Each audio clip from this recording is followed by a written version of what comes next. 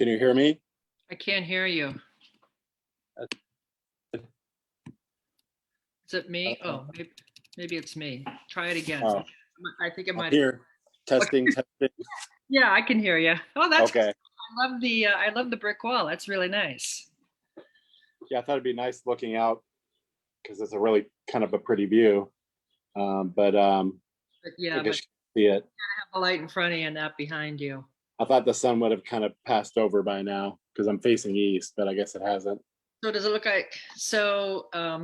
Welcome everybody. Wes is Oh, actually yeah. in Oklahoma. Oh yeah. Whoop. That didn't work. You dropped your whatever you got there, phone or Got the tablet. iPad. Oh, what is that animal that's kind of looks like a sculpture right in front there? Oh, it's an owl. Does it work? No, it's supposed to be scaring off Yeah, the pigeons and stuff. a cardinal that's been attacking the window for months. A cardinal? Mm-hmm. Yeah. And it pecks. It comes down to her front windows here, and pecks at them and scares the dogs. One of the dogs has been living in the closet of the master bedroom because it's terrified of the cardinal that comes and pecks at the window. Oh, well, cardinals can be pretty aggressive, especially during mating season, right? Yeah. Well, evidently all the time, from what I hear, when Yeah.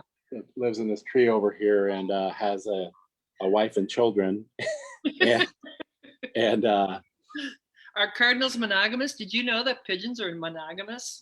so are cardinals. Yeah. Yeah, isn't that interesting? Yeah, we had to look up all this information on them because it started back in the fall and that thing has not gone away. And it's so relentless that there's blood on the window. Oh my It gosh. Well, and it goes so crazy and it pecks so can't you put hard. decals on the window? That won't work. Decals? They've tried everything. Yeah, they've done that. They've got the owl, they got different birds, they've got she's ready for the BB gun, I think. Yeah, I know. Well, that's me. Yeah, no, I know. Well, actually, the good news is that I was so relentless with spraying the pigeons that they actually ended up building a nest on somebody else's balcony. So, Oh, really? yeah, they've got I think it's a balcony above me. They fly around here, but they don't land on my balcony.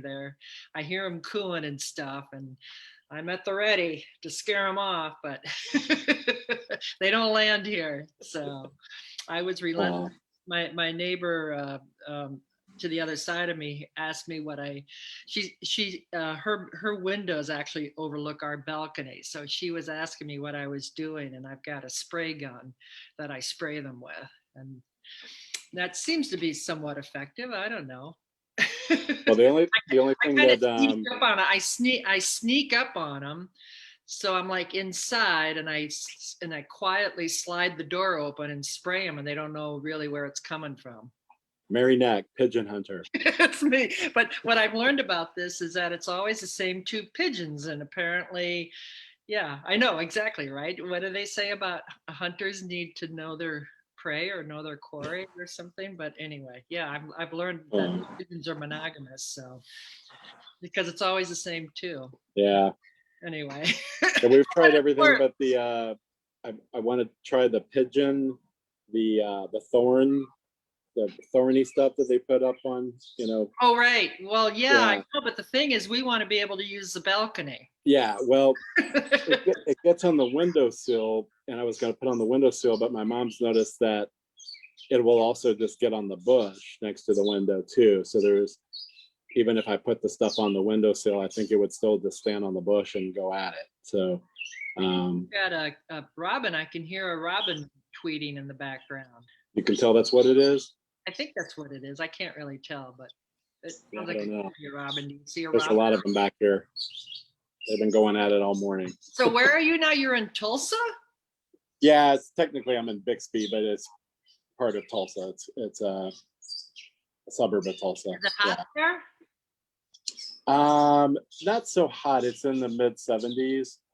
It's a little humid because it's supposed to be kind of rainy all week, but so it's a little humid, and the sun is it's interesting. I was out here this morning, and the sun is definitely more intense and feels a lot hotter. So even this morning when it was like 71 or 72, it definitely felt like it was like an 80s in Chicago. So Yeah, it's supposed to get humidity and intense sun.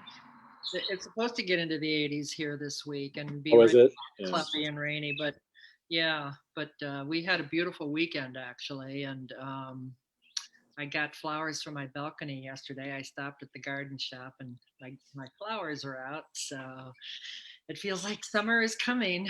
So tell me about your cousin. You had said something.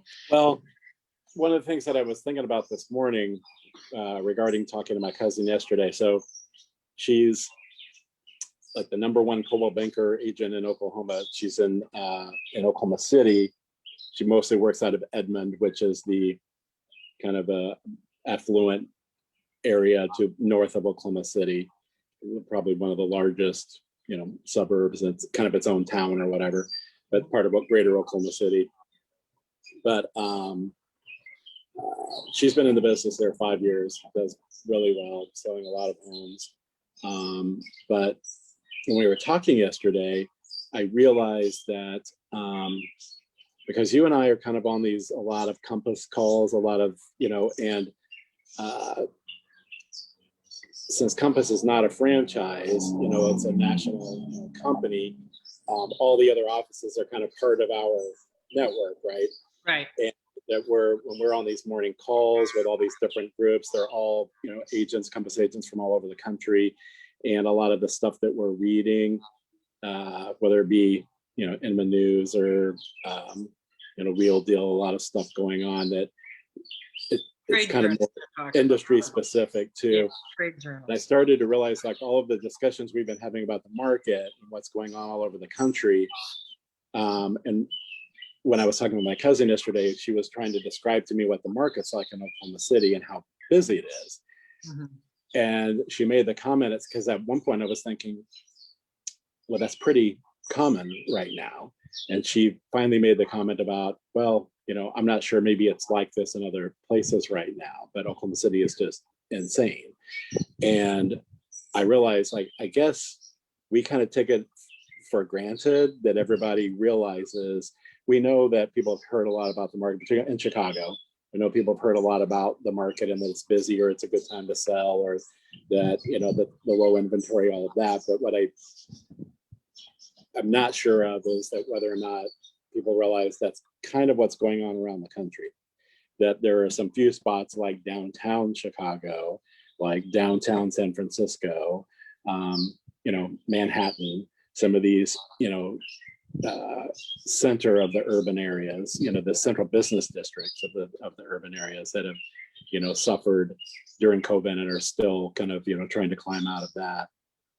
But that it just occurred to me, I assumed everybody knew that this is what the market was like around the country, but I don't think it is. I mean, I don't think that people realize that necessarily, that we have a different perspective because Compass is a nationwide.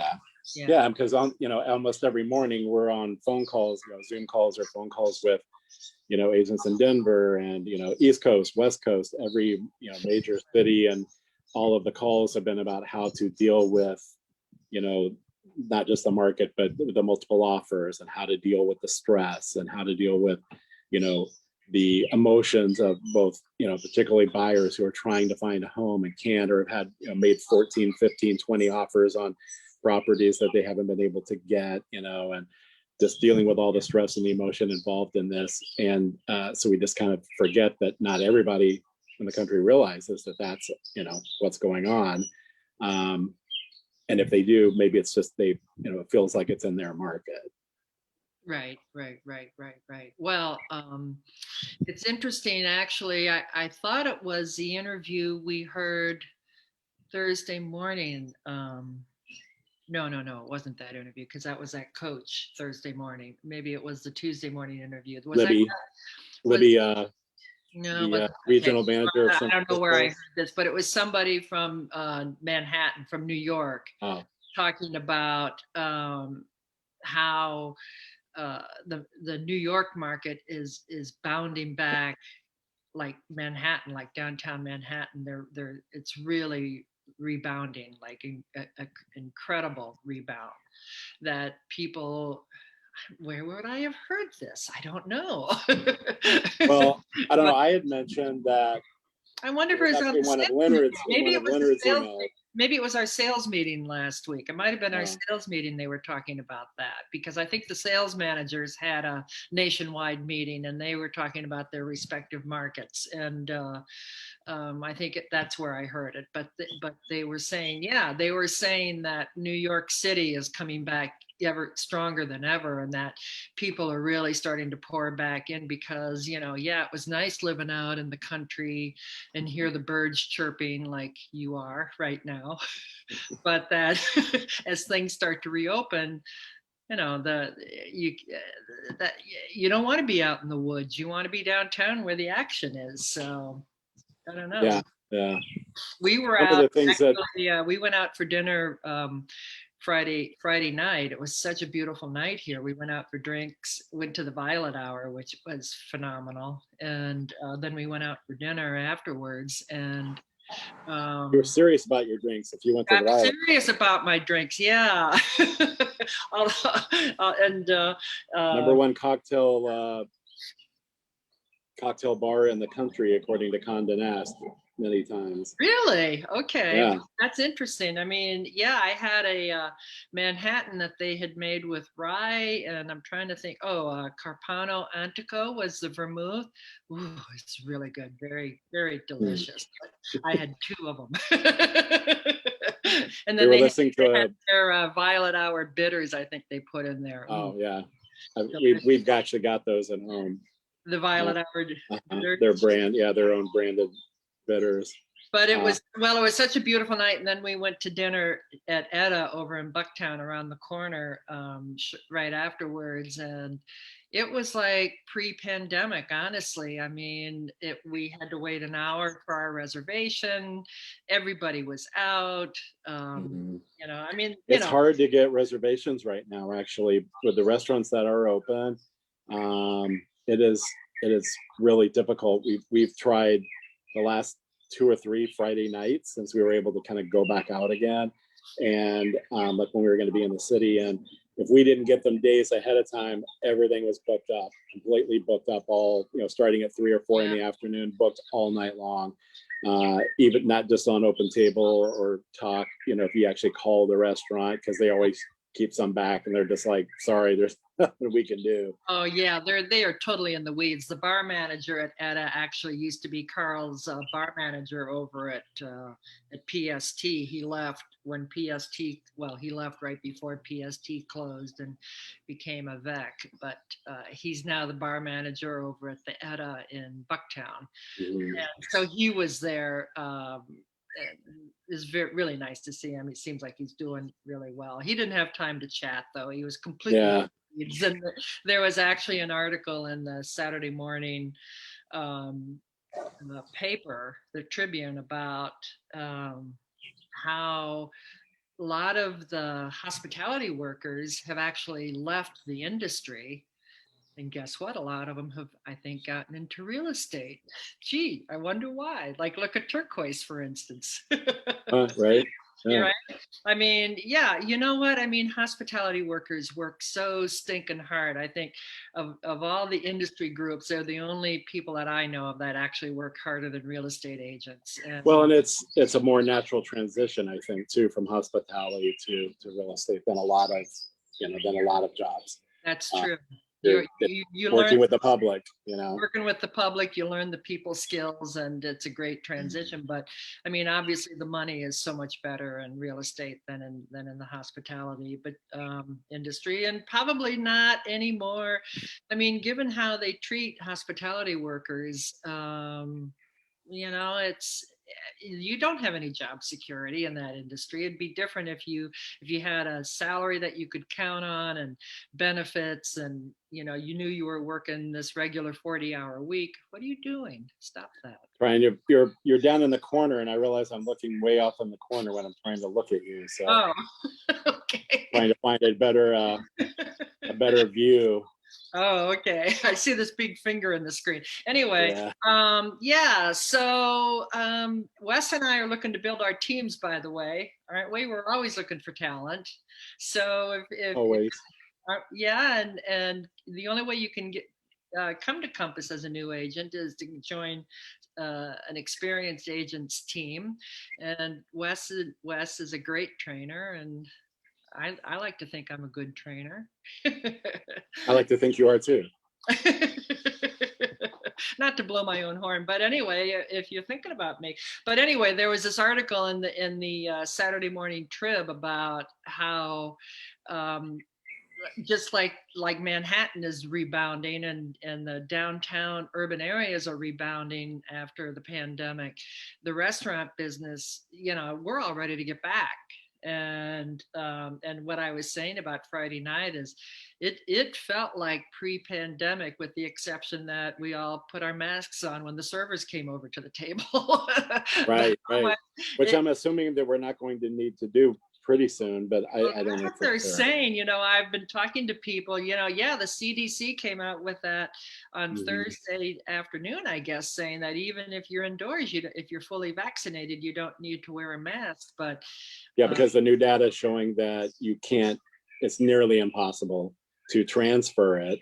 And yeah, it's nearly impossible to get it, at least get it, to where you're sick enough to be, for it to be serious. So yeah. that, I yeah, guess they that all really the, just they didn't have that data before. So in an right, abundance of right. caution, they were telling us, because we've been fully vaccinated since February, basically, but we've continued to wear our masks, and now it's just almost a habit that um, I think we all have a little bit of agoraphobia, right? We're afraid to be close to people or to not wear our masks and be out in public without a mask on. At least in Chicago, I'm sure that when you get out of the city, it's a very different story. In fact, Yeah. what are you seeing in Oklahoma in that regard? Well, they were never as locked down as we were. Even when they had the mandates, it wasn't enforced. So uh, I would go to, when we were visiting last year, we would go to places and you wouldn't even know that there was a pandemic going on in the middle of it. But then you could go to Whole Foods and it was just as locked down as Whole Foods in, Chicago, because they, you know, took it as a corporate, thing across the board. It didn't matter where they were. And they had, the guy sitting out, and they still do. I noticed. So I went there yesterday morning and it's just the same. Um, but so I don't know. It'll be interesting to see. But generally, and we went to the liquor store yesterday to pick up ice for the party, and nobody, no workers or people in there had masks on. So yeah, it's still really spotty, I guess. Wow. So at the liquor store, not even the staff were wearing No, masks. the Wow. staff at, well, and then there was staff at Walmart had them on, but the shoppers, it was maybe 1 in 3 or 4 had them on. But yeah, at the liquor store, at a couple of restaurants we've seen or been by, nobody has them on. Yeah. Interesting. Well, how do you guys feel about that? Well, after the new data, I'm fine with it, because the only people that are at risk are people who haven't been vaccinated, and they're generally not getting it from you if you've been vaccinated. So Right. I had this thing before. It's like, even if uh, you know even if I wasn't able to get it, I would still feel bad if I gave it to somebody else who hadn't Right. yet been vaccinated or Right. whatever. So, Right. but Right. now that I see that danger has been removed, then it's just like, well, the only way for people to get it is to get it from other unvaccinated people. So I'm removed from that equation now. So Right. Yeah. um, Yeah. so Well, I'm I okay was with at it. It just church feels weird. yesterday, and at church we're still distancing. We're still wearing masks. They're not allowing the congregation to sing out loud. We're still, just quietly humming hymns to ourselves. And Yeah. I We was went to my mom's church yesterday morning, and that was their first time. That was one of the churches here that took it quite seriously, as many didn't. But they had their first service with no. I mean, they still have masks out there for people to use if they wanted to, but this is their first service with people not wearing. It's a small group too, so not that big of a deal. But but Yeah. nobody was wearing them this time. Yeah, I was talking to our choir director to find out if he was planning on starting rehearsals again in September, but he's like, well, we're still kind of waiting to find out for the choir, I mean. Oh, right, yeah. Right. I mean, we're definitely ready to come back, but you know, but people in church weren't quite ready to abandon our masks yet. I mean, I think it's going to take a little longer for us to get used to being. It feels weird, you know, even particularly getting out of the car and going into a place and not putting your, you know, Right. mask on feels the weirdest. Well, Once I I'm in haven't there had- and nobody's got them on, you kind of forget.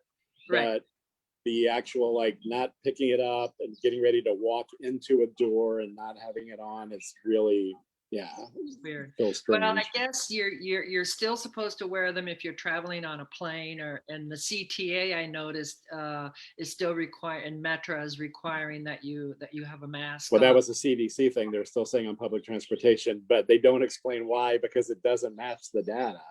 So yeah. Well, because how do they know who's vaccinated and who isn't? I think that's why. Well, yeah, except that, yeah. I mean, I think that's why, because they don't really have a way. well, they don't in any of those other situations either. So, well, no, that's true. That's well, they that's don't true. in a restaurant. They don't know, or in an office they don't. So that's why. In Chicago, it's up to the restaurants to figure out if you've been back. You know, they're leaving it up to the restaurants to figure out the logistics on how to do that. And of course, so yeah, it was kind of odd. Even the New York Times was pointing out that you know they were using these particular exceptions, but not explaining why, because it didn't match the data that they were you know giving. Mm-hmm. So I don't know, it's really strange. And the Times was really kind of, you know, giving the CDC a hard time even right before that. I don't know if you saw that about when the data had been out for a while about being outdoors, that it was literally you know nearly impossible to get it from somebody outdoors, and with you know even without a mask or whatever. So but they were saying less than 10% chance of being infected when it was really 0.01% chance. So the New York Times was like, you know, why, you know, you're making people doubt everything you say then, you know, when it is real and there are real risks, you know, people are, you know, disregarding it when you're saying, you know, misleading things like that. And the analogy that the Times reporter was using was it's like saying that there's less than 1 million shark bites a year, when in fact it's like 100, you know, like 100 people or whatever. And it's like the you know the statement is true, but it's misleading, you know, to say, well, there's less than 1 million. Yeah, there's like a teeny percentage of that. So is that supposed to, you know, but that makes people afraid to get in the water when you say, well, there's less than 1 million, you know, shark bites. So yeah, it's true. And that's my, you know, kind of frustration with it too, is because I want people to be serious when it's serious and take it seriously, you know, and react accordingly, you know. But well, I've got a appointment that I'm heading off to as soon as we get off our call, and it's with what appointment? A listing appointment. I'm meeting with a woman to talk about selling her condo, and she's 91 years old. Well, wear the right shoes. Yes, wear the right shoes. And but I'm wearing my mask, boy. You know, I'm keeping my mask on. She's 91 and I'm fully vaccinated. Yeah. She's fully vaccinated. We're all good, but I'm not. And that's what I was saying about the people in church. We're not ready to abandon our masks yet. But, you know, I mean, and maybe part of what you're talking about with the CDC being so changeable is part of the issue why we're not quite ready to believe it yet. Either, right. You know, so. Right. But I wanted to get back a little bit, kind of get back to a little real estate discussion here before our 30. It's all related. I know, right? I was listening to your Smartless podcast the other day that you sent me. Good, right? Yeah. It's really funny, and I'm thinking we should be Smartless for realtors.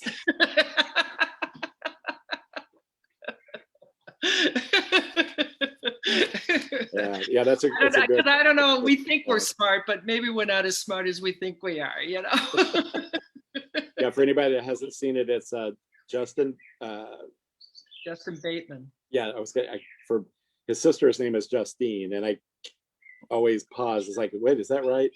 Yes, no, Jason. So it's Jason Bateman, Will Forte, and Sean Hayes doing a COVID era, podcast where they invite a surprise each one of them, and takes an episode and invites a surprise guest that they interview, and it's smart. It's pretty funny, but it's also usually pretty interesting too. Right.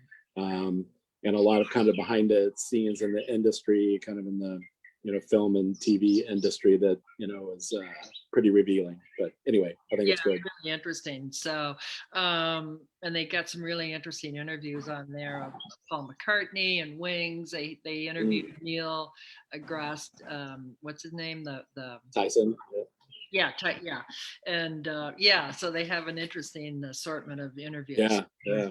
Anyway, the one that I thought would be boring, I think I mentioned to you, one that I thought would be boring was when they interviewed the co-CEO / founder, head of programming for Netflix. And, when they're usually interviewing comedians and stuff, I thought it would be kind of boring, but it was fascinating. It was really fascinating. Who's that? Who is the CEO of Netflix? I can't think of his name. I think he's got like a Greek last name. I can't think of it. Well, anyway, if you go to their website, all the interviews are there. Smartless, like shameless, but smartless, like as in lacking shame, as in lacking smarts. But they're actually, which they are not, though. But they're actually they're very smart, actually, and very clever and very witty. So that's our plug. Like a lot of good comedians, I think. I don't know. We should start generating revenue for their podcast, right? We give their podcast such a great plug. Or we can start doing ads like they do. Doing ads. Yeah, their ads are really great. They really suck me in too. I I know it's an ad, but I still have to listen to it. Yeah, you have to listen to it, and you can't skip through it. But we never do. Yeah. Well, their ads are really well done. They're very great. But what I wanted to talk about, it was actually an op-ed piece that was in Leonard Steinberg's daily email about, and it was kind of goes back to the article that was in Cranes the week before about how the banks are doing very well, thank you, and in large part because of the guidelines that were put into place in 2008 when we had the meltdown, and the government made them build up their capital reserves, and so the banks were ready for a meltdown, and the meltdown never actually happened. And what this article said from Leonard this past week is that consumer credit card debt is almost down 18% from January of 2020 and down over 5% since January of 2021. So it's in 4 months, credit card debt has dropped 5%. Credit card spending was down 9% in 2020. Well, that's obvious because where were we going to spend our money? Which on one hand is interesting because I think everybody knows that there was a lot of shopping going on, and especially a lot of fairly high-end spending on home things, home renovations, new kitchens, new furniture, new TVs, a lot of expensive consumer products. But even with that, I think it shows. Stump mentioned to me too, like it's amazing how much money we're not spending, not going out. Right. So just like dining and entertainment. Oh, I think evidently so far exceeds all of those other expenses that the debt is still down. Well, I mean, if you go out for dinner, I mean, just for the two of us with a couple of cocktails, and I mean, you're going to spend over $100. Yeah, just for the two of us. So and we meet friends, and there's a couple of bottles of wine, and they're wine connoisseurs, and so it's never cheap. I mean, I would think a $500 restaurant bill wouldn't be that unusual. Right. Yeah. If you're going out for so, and we probably ate out, I don't know, We did. I mean, well, I sure didn't cook nearly as much as I do now. And it's actually, I'm really happy to have gotten into the habit of cooking. And I know when we first locked down, I was on a women's council Zoom call. And there was a woman on there who was very upset about all the cooking she had to do. Oh She's, I yeah, don't cook. I don't want to cook. And she was very angry about it, actually. yeah. But this article that was in Crane says that credit card losses are tied more directly to job losses than virtually any other lending category, which of course makes sense. If you lose your job, what's the first thing you're going to do? You're going to start tapping your credit cards to pay your bills, right? So, but apparently, I mean, I just think that I think it's just evidence that our society is becoming more and more bifurcated between the haves and the have-nots, right? I mean, clearly there's a lot of people who are hurting, and of course there's been a lot of webinars that I've been invited to attend about rental, government grants, various grant money available for people who are having trouble paying their rent and Hmm. that. So, we're coming up on our 30 minutes, so we're going to have to cut this off. But maybe next week, something we should talk about is the foreclosure market. I mean, we don't Yeah, and see. there was when the Supreme Court like kicked out the eviction ban. Yeah. That's when I had read actually about the National Association of Realtors had supported bills, had not only supported but helped get legislation written and supported for bills that helped tenants pay their bills, pay their rent.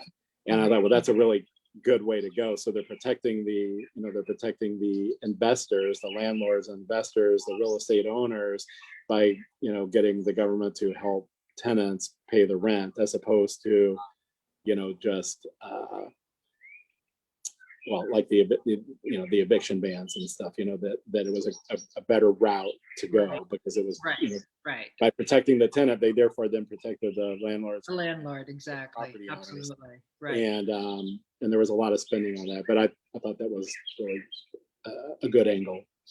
Yeah, no, absolutely. And actually, have you heard much about that ban, that lifting of that eviction No, mark? because I think it still is going to get. It sounds like it's still going to get challenged, and there's still.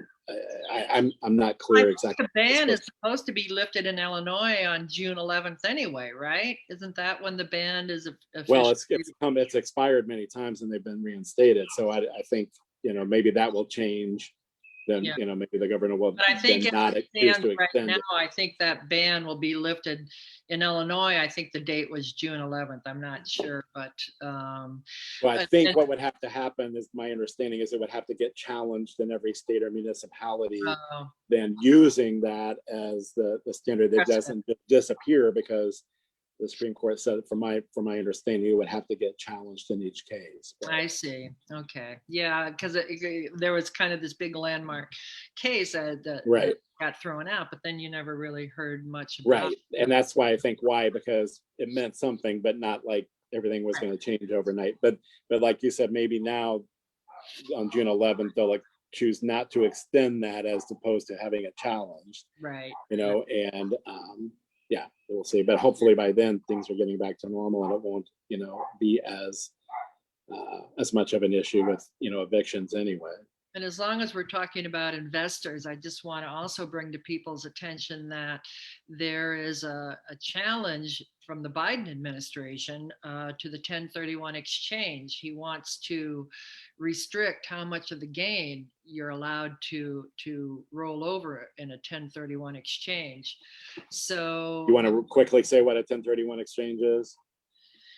yeah, 1031 exchange is actually a tax deferment tool that investors use. If you sell a property and you have if you it has to be an investment property, and you can exchange it into another investment vehicle. It can't be An your investment property can be a residential property, just one that it you can't have be your to rent primary it. residence. It's Right. a property that you own as an investment. And yeah, so currently the tax rules are you can do what's called a 1031 exchange. You can take the money that you've earned, that you made on that property and roll it into a new property and not have to pay tax on the gain. And the Biden administration is trying to severely restrict that. The tax gets deferred at some point, maybe. When you die or something, your estate might have to pay the tax. But the point being is that you can keep selling and buying and selling and buying and rolling up into bigger and bigger properties and never And it pay. could be, you could sell a, at a condo that you had rented out and buy a gas station. I mean, it's like, Right. It it's doesn't have to be completely, real estate. yeah, It just has it's to be anything that's not your primary home, anything else, basically. right. So, Yeah. Or land, second home. It can't be for your personal use. It has to be for investment. So right. if you I know that some people have kind of gotten around it a little bit buying second homes, but you can only use it so many. Well, that was the big thing about Trump, of course, is he bought his place down in Mar-a-Lago was meant to be an investment, and he superseded how many days you can use it as an investment. So, but anyway, whatever. That's totally different issue. But anyway, so that's being threatened, and I want to encourage people to reach out if you want the link. I actually had an email from an investor, commercial colleague, had sent me a link last week of where you can go and a letter that you can send to your Congress. It takes just a couple of minutes. You click, and send them a letter saying you don't want the rules changed on the 1031 exchange. And it's been huge for the commercial and investment realm to do that. So if you want that information, you can instant message me or send me a message in the chat or whatever, and I'll be happy to send you that information. But we're coming up on 12:40, my friend. We got to get going. I think next week I'm going to invite You're awful chatty. Yeah, we're very chatty today. We didn't even talk that much about real estate, did we? We talked about Like birds. I said, it's all related. It's all related. We talked about birds and Especially COVID and COVID stuff. I pigeons think and cardinals. anything COVID is related to real estate in some way, because it's definitely affecting it both positively and negatively. So yeah. Normally I have Terrence join us. Terrence is my mortgage guy, my go-to mortgage guy, and we do a monthly market update. Normally we do that the last Monday of the month, but this month, believe it or not, that's Memorial Day proper. The last Monday of the month is Memorial Day. So I think I'm going to ask Terrence to join us next Monday to do that instead of the last Monday. And maybe you and I will still meet on Monday the 31st, but maybe we won't. But I mean, we're not going anywhere. We're going to be here and be somewhere. We'll be somewhere. So, but we want, Oklahoma. if you're going to be out boating or something, we may not want to do this, but maybe we will. But we don't have to decide that right now this minute. But I think next week I'm going to ask Terrence to join us. Okay, that sounds good. So, all right. Well, give my love to your mom. Have fun with all your family there. And thank you. And we'll see you next week. And bye for now. Bye-bye.